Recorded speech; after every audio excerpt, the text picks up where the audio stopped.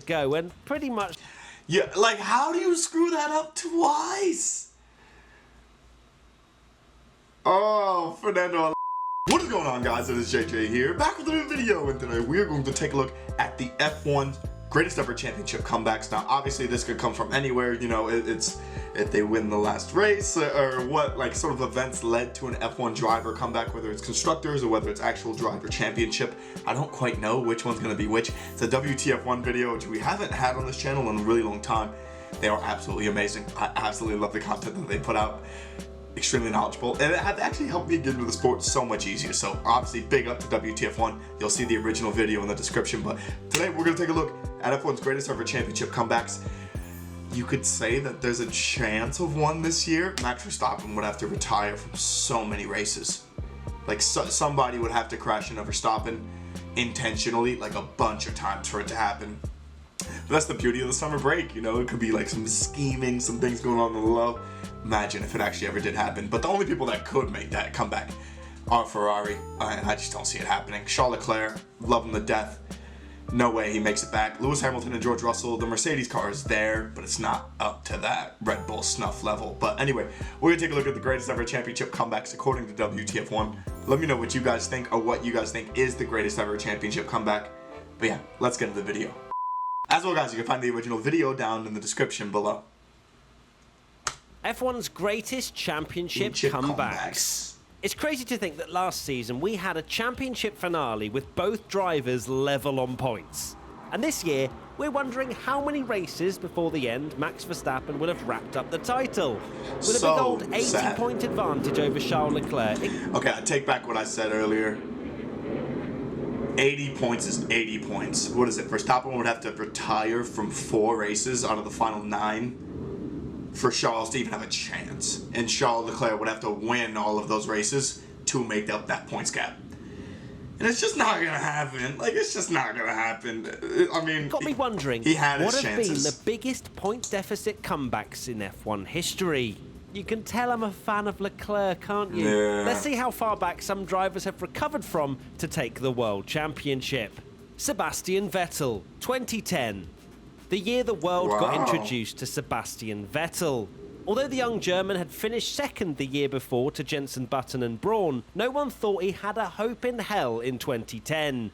Fernando Alonso had moved to Ferrari and Button had joined forces with Lewis Hamilton at McLaren, meaning Red Bull were pretty big underdogs to fight for the title. David Coulthard even got laughed at when he picked Vettel to win the title before the season opener in Bahrain. Really? However, with just 6 races to go, Vettel was still just about in title contention, 31 points behind the title leader, having only won 2 of the 13 Grand Prix so far. He chipped away at the lead over the next few races, winning in Brazil and Japan, but failed to finish in Korea, meaning that Fernando Alonso arrived in Abu Dhabi for the season finale with a 15-point advantage over Vettel. I know Fernando Alonso is probably just so gutted by this as well, because he hasn't gotten that job. Like, Fernando, that's probably going to be one of his biggest, like, regrets, is not winning this driver's championship. In closer contention than he was by being only 8 points behind Fernando. Surely there was no way he could overhaul the pair of them and win. Well, there was, because this video is about greatest comebacks. Vettel stuck his Red Bull on pole and drove it to victory, whilst Alonso and Webber had an absolute nightmare. Concentrating so hard on each other, they got stuck in the midfield and only managed to finish 7th and 8th respectively, meaning Alonso lost out on the title by just 4 points. Sebastian Vettel, insane. 2012. That's insane. And he Lightning did it twice. rarely strikes twice, but for Red Bull and Sebastian Vettel, they managed to overhaul a deficit to Alonso again. In a season that started with 7 different winners from the first 7 races, which is still an F1 record, Alonso was 39 points clear of Vettel in the driver's standings with 7 races to go, and pretty much... Yeah, like, how do you screw that up twice?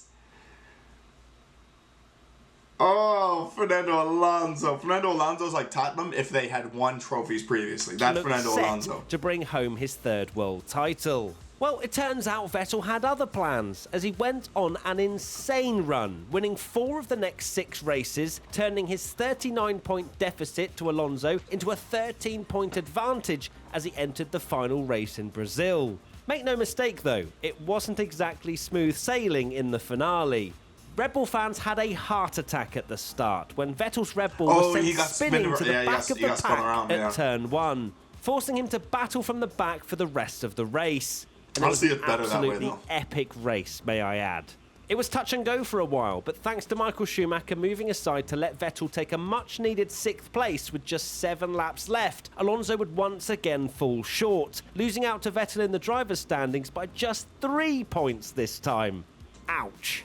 2007, Kimi Raikkonen.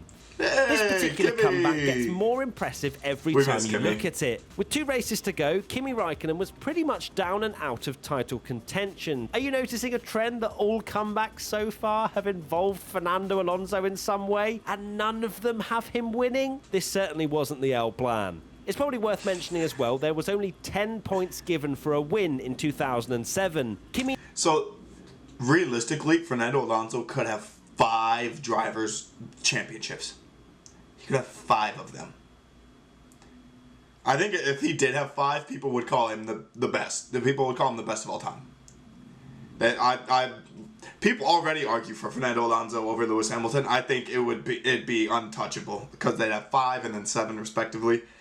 He needed McLaren to essentially forget how to run an F1 team during the final 2 races of the season in order to have any shot at winning a title. But the thing is, they actually did forget. In a rain-soaked Chinese Grand Prix, McLaren left Hamilton out for a bit too long, and when the Brit finally tried to come in and pit, he gracefully slid off the pit entrance and got stuck in the gravel. This allowed Kimi and Ferrari to take advantage and claim a much-needed win over Alonso, who finished second. Then McLaren dropped another clanger during the season finale in Brazil. Lewis Hamilton suffered mechanical issues early on, pushing him right to the back of the field, and only managed to recover to 7th by the end of the race. That's gotta hurt if you're Lewis. That's really gotta hurt. Better in the other McLaren as Alonso suffered from badly wearing tyres and ended up finishing almost a minute off the lead. The McLaren meltdown meant Ferrari could cruise to victory, finishing 1 point ahead of both Alonso and Hamilton in the driver's standings. Unbelievable. 1986, Alain Prost. The finale to Alain Prost's 1986 World Championship winning comeback is maybe the best finale you've never heard of. Prost was 11 points behind Nigel Mansell's Williams with 5 races to go, which isn't exactly a massive mountain to climb against the other drivers on the list, but impressive nonetheless. Although he did put together an impressive run of form in the run-up to the season finale in Adelaide, winning 1 race and finishing second in the other 3. Prost still needed to win in Australia in order to capture his 2nd world title. After sitting in a comfortable 2nd place on his way to a guaranteed world title, Nigel Mansell's tyre did its best impression of a 2022 Ferrari engine, failing and exploding dramatically, forcing Mansell to retire. Williams erred on the side of caution with Mansell's teammate Nelson Piquet, forcing him to pit and change tyres before the same thing happened to him. This gave Prost the lead, and despite Piquet setting multiple lap records trying to chase him down and capture a world title of his own, Prost held on and won, beating Mansell by just 2 points and Piquet by 3. Right, take a deep breath. Ferrari fans, I hate to break it to you, but that's the end of the video. There's been no 80-point deficit comebacks. What Ferrari and Charles Leclerc need to do in the second half of the season would have to be flawless, and also hope for Verstappen and Red Bull to slip up. We'll see what unfolds in the coming months. There you have it, a look into F1's... And I don't think we will see... I mean, we are going to see what happens, obviously, but I don't think it's going to be anything good for Ferrari.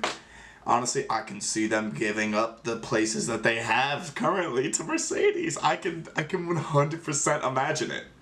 Lewis somehow finding his way to 2nd in the Drivers' Championship, or George and Carlos Sainz kind of fumbling the bag. I just see things going horribly wrong for them the second half of the season. But okay, let me know what you guys think down in the comments below. I think Kimi's was the best comeback, but that's just me. But yeah, catch you guys later. Peace.